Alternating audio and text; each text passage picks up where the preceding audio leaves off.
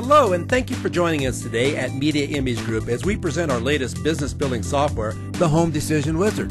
The Home Decision Wizard is the essential business tool for real estate and loan professionals in today's market. It's the fastest, easiest, and incredibly thorough way for you to help homeowners compare the benefits of obtaining a loan modification to those of a short sale on their over-encumbered property. Now, depending on your own real estate background, you may be more knowledgeable about one of these choices than the other, and we've taken that into account. So to accurately use the software, all you need is some very basic knowledge about real estate and your local real estate market. The Home Decision Wizard simplifies the process by walking you through the required information. You simply choose the desired analysis, ask your client for the information required, plug in the numbers, and then sit back and let the Home Decision Wizard elevate your status to that of a valued real estate consultant. Because once you've entered your loan modification and short sale data, the Home Decision Wizard projects both scenarios into the future for an easy side-by-side comparison, and this is exactly what your clients need to make clear and informed decisions. So let's go ahead and get started so I can show you how easy it is to help distressed homeowners with the Home Decision Wizard. Navigating the program is extremely easy. In fact, the entire analysis is completed in 4 easy steps by working your way from left to right using the main navigation buttons. First, we select our analysis. Second, we'll enter our data. Third, we'll view our results. And finally, we'll finish up by printing out our reports. Let's go ahead and select our analysis. Now I'm going to quickly step you through the program using pre-entered data for a fictitious client, John Smith, who happens to live on Upside Down Street. And for John, we'll select the loan modification versus short sale rent and repurchase as our analysis. This will enable us to compare both scenarios side by side. So after reading a description of our analysis below, it's time to go ahead and enter our data. Now, believe it or not, the entire analysis is completed with very basic information entered on these 3 tabs here. And let me assure you, you'll be amazed at the depth of the results that you'll achieve. On the Assumptions tab, we first enter our future value escalators. And because no one can predict exactly how much properties will go up or down, we recommend that you always explore multiple appreciation and depreciation scenarios. So let's assume that John and I have had a conversation and have decided on the following schedule for our first analysis.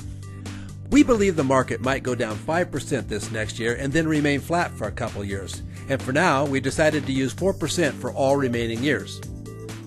Here we'll assume that John mentioned he's in the 28% tax bracket, and we've agreed to use 7% as our overall cost of sale. Now, we all know that one of the main goals in a short sale negotiation is to avoid the seller having to sign a short sale promissory note. So if required, it can be entered here at any time. Moving on to the cost of renting, we've determined that the monthly rate to rent a property that is comparable to John's home is $1,600 per month. That's $19,200 in year 1, and we'll go ahead and escalate that 2% annually to project our rental rate into the future and keep up with inflation. Now that we've entered all of our basic assumptions, let's move on and enter our loan modification data. Now let's assume that as a real estate professional, I have completed a competitive market analysis of the property and have determined that the value of John's home is currently $200,000, even though he paid a lot more for the property. In fact, here we see that John's current loan balance is $350,000 and that the lender is offering to modify the loan by re-amortizing it over 40 years. The bank is also offering very low interest-only payments starting at 2% for years 1 and 2, 3% in year 3, 4% in year 4, 5 and 5, and then in year 6 the loan will convert to a fully amortized loan at 6% over the remaining 35 years of the 40-year loan term. The flexibility of this program's amazing mortgage calculator allows entering a unique mortgage type and interest rate for each year. And this feature helps you to accurately analyze and project the bank's offer into the future. Now, if your client has a second mortgage or equity line of credit, enter that data the same as you did for the first. And here's a tip. It may be possible for your client to settle their second mortgage for less than the full balance. If so, that data can be entered right here. Now, as far as expenses go, John is currently paying $4,000 annually for property taxes, $700 for insurance, and about $100 a month for maintenance. And because we know expenses won't remain stagnant, we've decided to use 2% as our annual expense escalator for this analysis. Now, I'd like to point out that John doesn't have any miscellaneous income for this property, for example, renting out a room or the guest house. But if he did, we could enter that data right here. With the assumptions entered on the previous tab and the loan modification data that's been entered here, we now have enough information to project John's home into the future should he choose to complete a loan modification.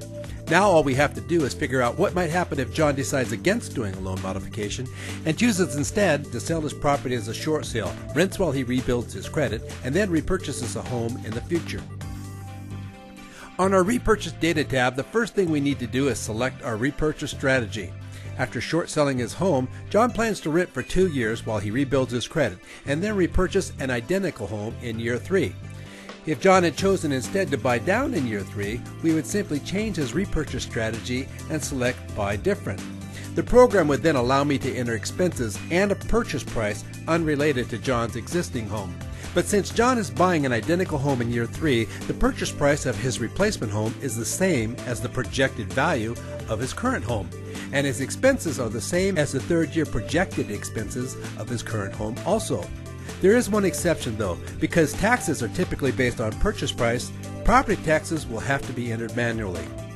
Our final data entry task is to enter the mortgage data for John's future purchase. And again, since no one knows exactly where interest rates will be in year 3, John and I plan to come back and try several different interest rates in our analysis. And now we have completed all of our data entries using information that was easily gathered, and it's time to move on and view our amazing results. On our first Results tab, there is a summary of the projected net equity from sale, which begins with a quick description of the summary report. And since John is upside down in this property, we naturally find that his net equity position is quite negative. In fact, it will take several years before he even breaks even. If John moves into a rental permanently, his equity position will always be 0. But if John sells his property as a short sale, rents while he rebuilds his credit, and then repurchases an identical home in year 3, he begins to build equity much quicker. Right now, I'm pretty sure John thinks I'm a rock star, but building equity is only one piece of the puzzle. It's an entirely different thing to survive the process. So the next result we'll view is John's projected monthly cost after deductions. Because the loan modification begins with very low interest-only payments, it's the least expensive monthly option in the near term, and therefore it's very attractive. This quickly changes, though, as interest rates increase, and especially when the loan converts to a fixed-rate, fully amortized loan for the remainder of the loan term. The loan mod looks great in the near term, but in the long run, the short sale rent and repurchase scenario is the most attractive option. Our third summary report is the effective cost after deductions. I know it's a mouthful, but stay with me here. For all 3 scenarios, the effective cost after deductions represents the total cumulative cost of housing offset by equity that might build up while living there. To get a better picture of this, let's say that we have a special table in the house and each month the resident places their payment there. Month after month, year after year, the payments stack up. They accumulate. This stack represents their cumulative cost of housing. If the property is owner-occupied when it comes time to move, the owner sells the property and then goes to the table and pulls their net equity from the stack. When they leave the house, close the door behind them, and leave the property, the money that they've left on the table represents their effective cost while living there. It is their cumulative cost offset by equity. The 3 summary reports that we have just viewed are extremely effective all by themselves. But if your client wants to view the detailed math that generates these reports, click on the Details tab and scroll down through the information. Over on the Repurchase tab, your data is clearly labeled for the periods that your client is a tenant and those they are an owner. So now that we've viewed our results and have checked our math, it's time to print our reports. You simply click on the report you wish. Enter your personal and company information, including of course your picture and logo, and then view your reports on screen, print them to your printer, or save them as a PDF for attachment to an email. And here's another tip. The Assumptions report contains all of the data entries used to generate all of the available reports in your analysis. In addition to the summary and the detailed spreadsheets, the Assumptions report is a great report to give your clients while recommending that they speak with their attorney, tax professional, and any other advisor they choose. Tell them that you welcome their input and that you would be happy to change any assumption that they recommend. And please note, if you would like to view copies of the reports generated by this program, please click on the link that's been provided. We now come to the conclusion of this video presentation, and I'd like to leave you with one thought. Most good folks that can't make their payment and find themselves in a distressed property situation just want to do the right thing. As a real estate professional on their behalf, so do you. With the Home Decision Wizard, you bring clarity to an oftentimes completely confusing situation. The Home Decision Wizard helps make your job easier, your clients happier, and elevates your professional status to a true consultant while opening the doors to many more referrals. Thank you for listening. We hope to have you join us.